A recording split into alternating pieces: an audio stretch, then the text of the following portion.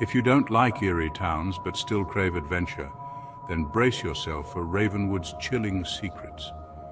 This small, seemingly forgotten town, nestled deep within the misty valleys, has a history that sends shivers down the spine of even the bravest souls.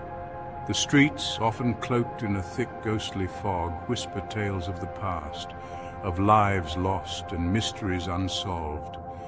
The air is thick with an unsettling silence, broken only by the occasional rustle of leaves or the distant hoot of an owl.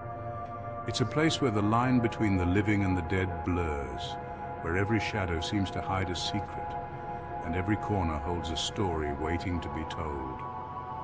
Professor Emily Wells, renowned paranormal investigator, arrived on a stormy night. The rain poured down in torrents, drumming against the roof of her car as she navigated the winding roads leading to Ravenwood.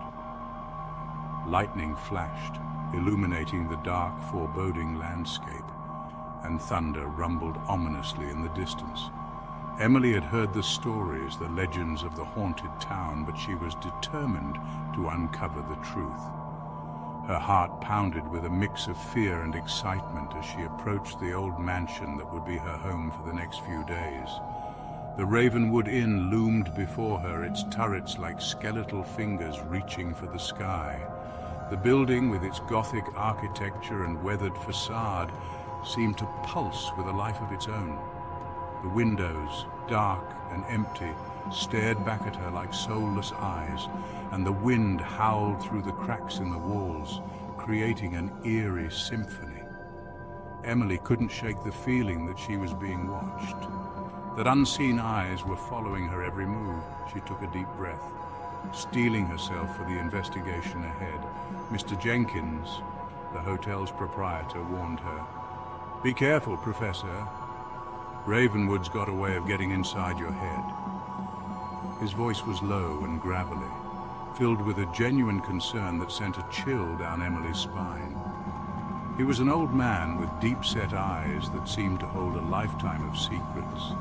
His hands trembled slightly as he handed her the key to her room, and his gaze lingered on her for a moment longer than necessary. Emily nodded, offering him a reassuring smile, but she couldn't shake the feeling that his warning was more than just a simple caution. Dismissing his concerns, Emily immersed herself in research.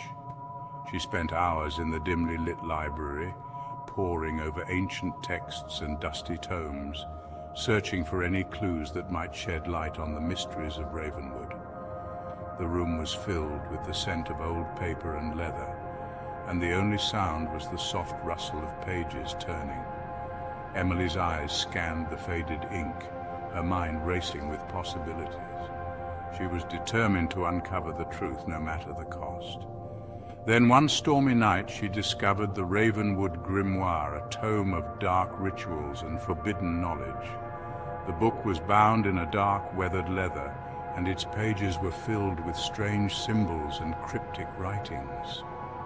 Emily's hands trembled as she opened it, her eyes widening in shock and awe. The air around her seemed to grow colder, and the shadows in the room deepened.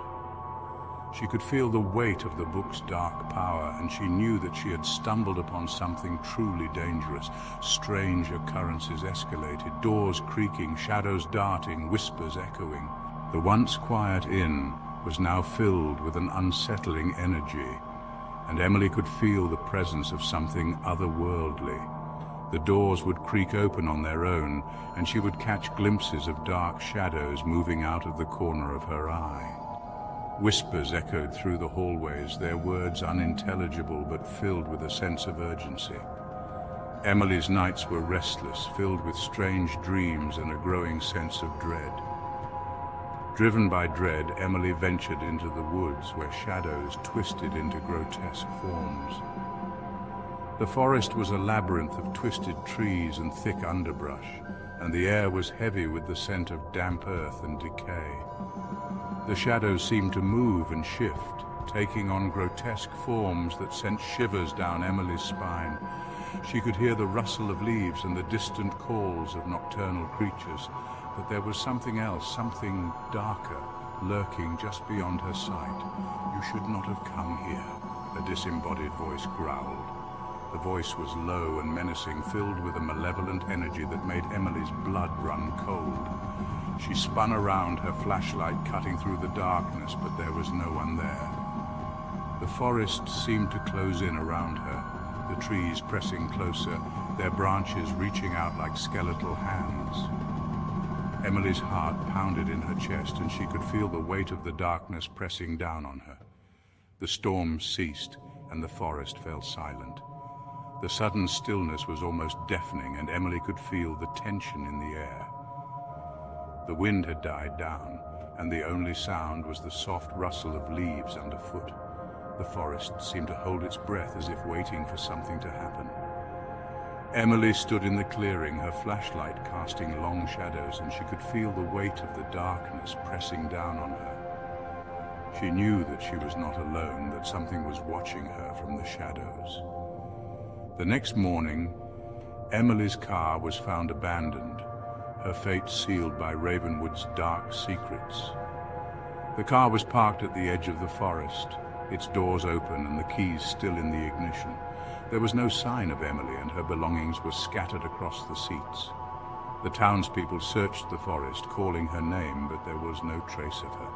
It was as if she had vanished into thin air, swallowed up by the darkness of Ravenwood. Years later, travelers still encounter her ghostly figure, forever trapped, screaming silently into the darkness. The stories of Emily's disappearance became legend, and those who ventured into the forest at night would sometimes catch glimpses of her ghostly figure, her face twisted in a silent scream. The air would grow cold, and the shadows would seem to come alive, whispering her name. The townspeople spoke of her with a mix of fear and reverence, and the legend of Emily Wells became a part of Ravenwood's dark history. In Ravenwood, the shadows continue to whisper, waiting for their next victim. The town remains a place of mystery and fear, where the past and present intertwine, and the line between the living and the dead is blurred. The shadows move with a life of their own, whispering secrets and waiting for the next soul to fall into their grasp. Ravenwood is a place where the darkness never truly fades, and the echoes of the past linger, haunting the present and shaping the future.